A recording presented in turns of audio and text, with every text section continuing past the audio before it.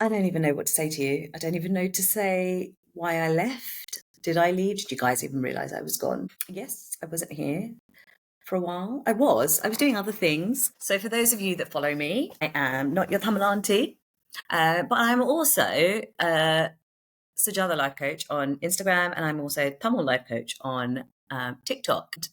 On top of that, I'm also the founder and director of Najatharam CIC, which is a special needs company for children with special needs. And I'm also a mum of two, have a full-time job, and still going through a divorce. So in fairness, I was going through a hell of a lot and didn't really know how to handle it. And at the same time, things were happening in the background and I was not coping. I didn't really know how to cope with it. I'm still healing.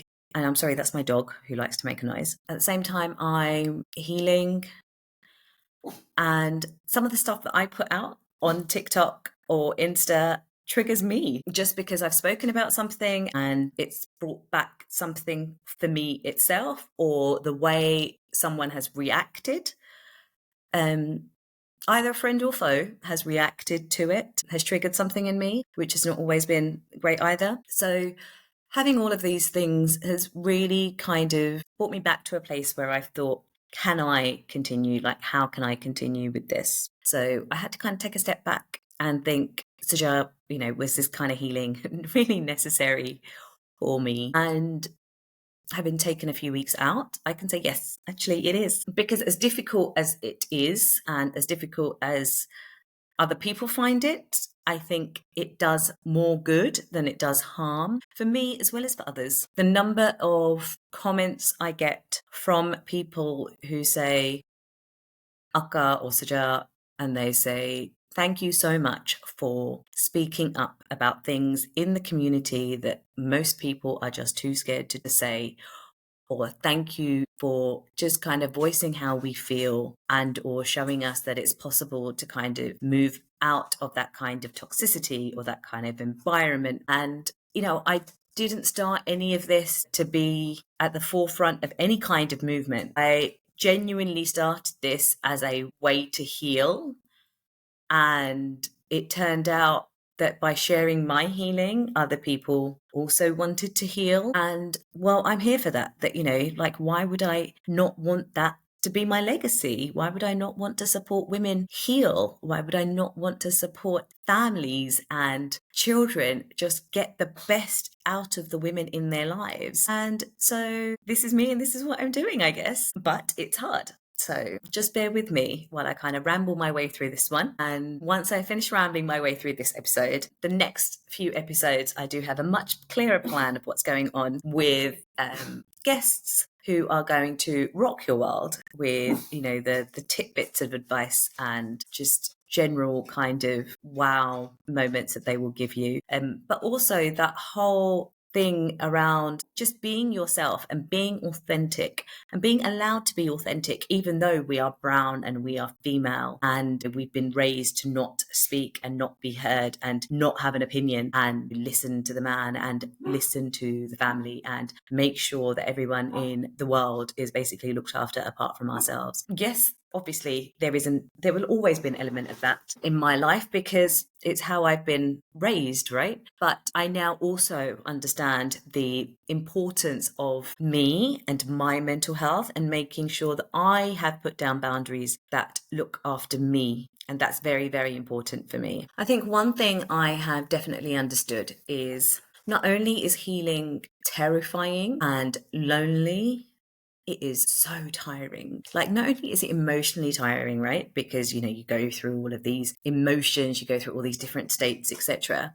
But physically, it conks you out. And it is just so weird that it does that. You just get so bone tired of basically being in like fight, flight, or freeze all of the time. And that's pretty much what you're in, because if you've been, in some kind of any kind of traumatic experience, whether that be a relationship or a job or, environment, whatever, you find yourself in that kind of hypervigilant state all of the time. And when you come out of that hypervigilant state, first of all, your body doesn't know what to do. And so you're still in that hypervigilant state. And that hypervigilant state in itself is very stressful because you are sitting there and you're basically just watching around all of the time, kind of going, where is the next attack coming from? Once your body realizes actually there is no such attack kind of imminent, it wants to rest because it hasn't rested in so long. And I'm not talking about just sleeping, it's just that complete and utter kind of, wow, I can breathe, wow, I can just let go of whatever it is that I'm feeling. As tough as it is, I can do this, because your body doesn't know how to, because you've been in fight, flight, or freeze for so long, right? And you go into this bone numbing tiredness that you just don't know what to do with. It's insane. And then after a while, you start to come out of this tiredness, but you still have your depression because your mind is still playing tricks on you, regardless of, who the healing is from or what it's from, and you still have to kind of deal with that. You have to have the tools to be able to either speak to a friend, speak to a coach, speak to a counselor, speak to any one of those people that you feel that you can bounce off to start the healing process. And the healing process isn't, unfortunately, a one size fits all, and it's not a overnight step. I wish it was. I really wish it was. I think I might have mentioned this in the past, but for me, healing is very much become like an onion. And I swear I do not know how many layers this onion has, but I would literally sit there and I can physically almost see myself peel off a layer and think, oh wow, Suja, like, that's a really good piece of healing that you've done. And I will have like a really good week, and then I will have a counseling session, and then something else will come up. And I'll think, oh my God, I'm back to square one. Like, how did that happen? But it's because it's years and years of trauma and other things that I've had to endure and hidden away, because that's what I'm very, very good at. I'm very good at hiding things away. I'm very good at, blocking things out, because I didn't have the time to unpick it,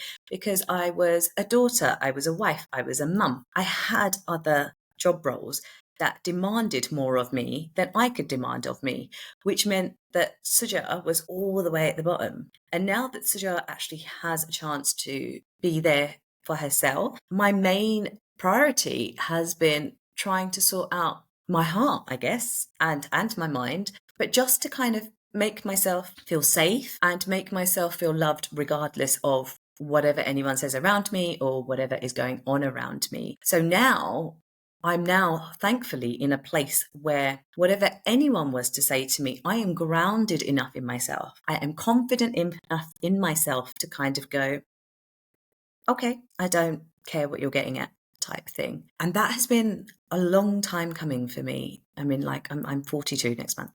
That's been a long time coming for me, that whole knowing who I am, being confident in who I am, and kind of just saying, this is fine. This is just not an issue at all. And that in itself speaks volumes for any Tamil woman to be able to have the confidence to say that. And that for me genuinely comes from the healing that I have done, and the ability for me to turn around and say no to toxic environments, toxic people, toxic anyone really, or anything, because I don't have the time nor the energy for it. I kind of go, do you know what? I have 40 years of trauma that I'm unpacking and unpicking and healing from. I'm not going to keep adding much more to it, because I don't want to be unpacking and unpicking and healing for another 40 years, because I don't know how to say no. I can't put down boundaries. I can't do this. I can't do that.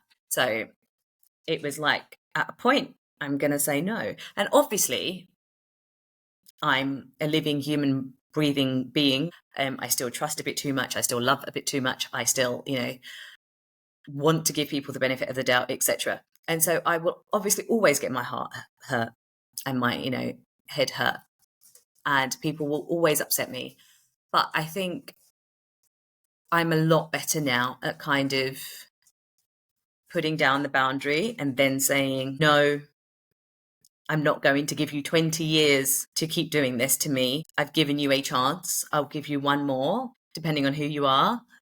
And if not, then no, I'll see you later. And I think another thing that I realized when I was kind of being quiet and trying to work out if I wanted to continue with the podcast, if I wanted to continue kind of speaking my truth out into the world, was I was silent for years. I was so silent. I didn't even voice it to myself. I was too scared to voice it to myself, how I was feeling, what I was doing to myself. All I was doing was making myself physically ill, and it didn't save me in any way. It didn't do anything for me or for anyone else. And now I'm looking at it as I'm healing out loud. Yes, I'm making mistakes for everyone to see. I'm also showing people that it's not the end of the world if you decide something isn't for you.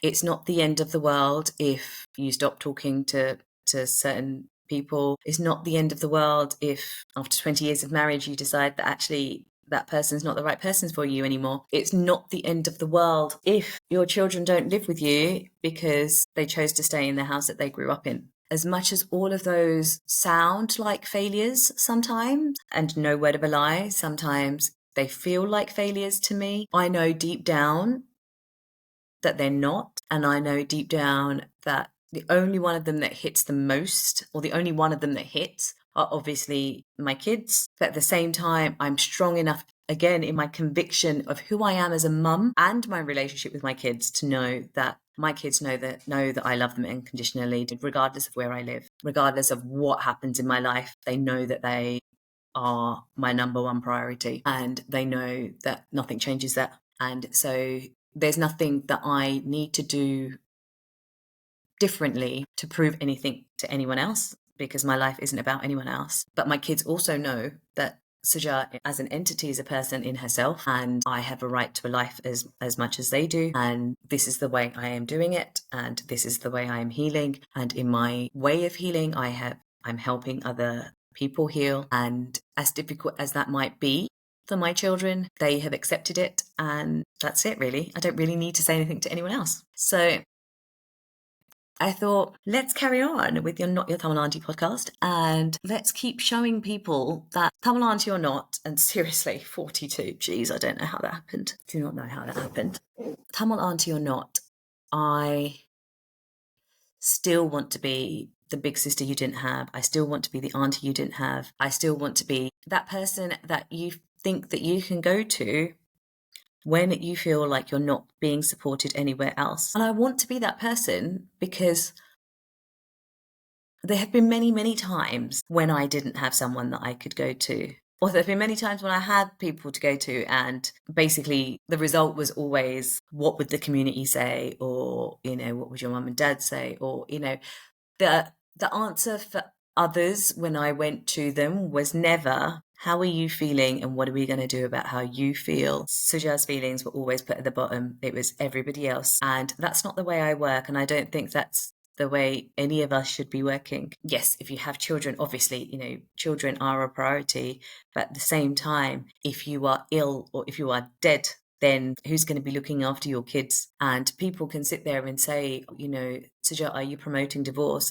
Hell no, I'm not promoting divorce. But at the same time, I do not promote toxic marriages where the husbands and the wives are living separately and the children are stuck in the middle of that, because children pick up on these things. And surely it is better to have two separated parents than two together but very, very unhappy parents. That was my thought anyway. But, you guys might turn around and say, no, Suja, that's actually not a thing. But I'm sure the majority of you would agree that actually that was the thing. Anyway, though, I think for me, my plan for Not Your Tamil Auntie has always been just to be the big sister, to be the aunt, to be the cool aunt, obviously. And that's where I'm going with this. So, like I said, Not Your Tamil Auntie is going to continue down this very kind of unwieldy path that I had put it on. I am going to try and be a lot more regular with my episodes, going to try and prioritize it. Obviously, I don't know if you noticed, but I am not having a separate Not Your Tamil Auntie TikTok page or Instagram page because it was just getting too much